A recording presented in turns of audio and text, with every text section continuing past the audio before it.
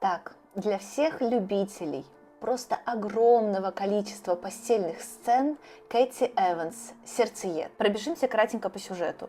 Журналистка, ей нужно написать статью о самом крутом холостяке Америки, плейбое, все дела. В итоге она встречается с ним, начинает писать статью, но она влюбляется в него, он влюбляется в нее. Один секс, секс, секс, секс, секс. Везде секс, один сплошной секс. Не скажу, что мне понравилось, так как я больше за сам сюжет, нежели чем постельные сцены, но такое не порицаю. Если вам нравится, то пожалуйста.